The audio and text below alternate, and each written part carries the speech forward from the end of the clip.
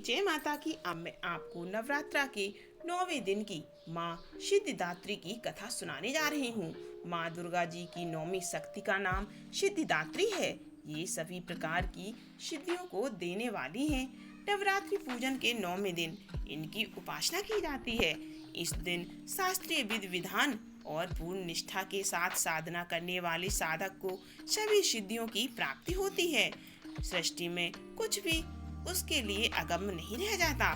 ब्रह्मांड पर पूर्ण रूप विजय प्राप्त करने की सामर्थ्य उसमें ब्रह्मांड पर पूर्ण विजय प्राप्त करने की सामर्थ्य उसमें आ जाती है। नव दुर्गाओं में माँ सिद्धिदात्री 4 भुजाओं वाली है। इनका वाहन सिंह है। ये कमल पुष्प पर आसीन होती हैं। मार्कंड पुराण के अनुसार इनकी 8 सिद्धियां हैं। अरिमा, महिमा, गरिमा, लघिमा, प्राप्ति, प्रकाम्य, इसित्तु और बसित्तु।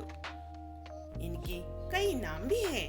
अरिमा, लघिमा, प्राप्ति, प्रकाम्य, महिमा, इशित्तु, वशित्तु। सिद्धिदात्री भक्तों और साधकों को ये सभी सिद्धियां प्रदान करने में समर्थ हैं। देवी पुराण के अनुसार भगवान शिव ने इनकी कृपा से ही इन सिद्धियों को प्राप्त किया था।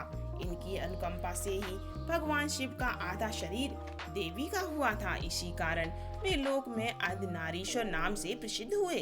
प्रत्येक मनुष्य का कर्तव्य है कि वह माँ सिद्धिदात्री की कृपा प्राप्त करने का निरंतर प्रयत्न करे, उनकी आराधना की ओर अग्रसर हो।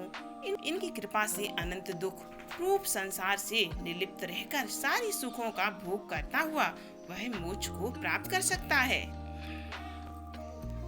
जिसे वह पूर्ण करना चाहे वह सभी सांसारिक इच्छाओं, आवश्यकताओं और स्पृहाओं से ऊपर उठकर मानसिक रूप से माँ भगवती के दिव्य लोकों में विचरण करता हुआ उनकी कृपा रस पीयूष का निरंतर पान करता हुआ विषम भोग शून्य हो जाता है। माँ भगवती का परम सानिध्य ही उसका सर्वस्व हो जाता है। इस परम पद को पाने के बाद उसे अन्य किसी वस्तु की आवश्यकता नहीं रह जाती।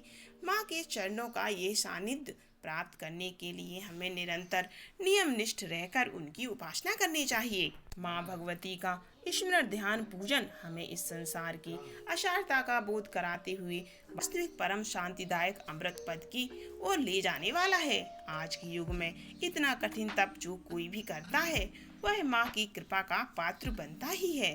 अन्य 8 दुर्गाओं की पूजा उपासना शास्त्रीय विधान के अनुसार करते हुए भक्त दुर्गा पूजा के 9वें दिन इनकी उपासना में प्रवृत्त होते हैं।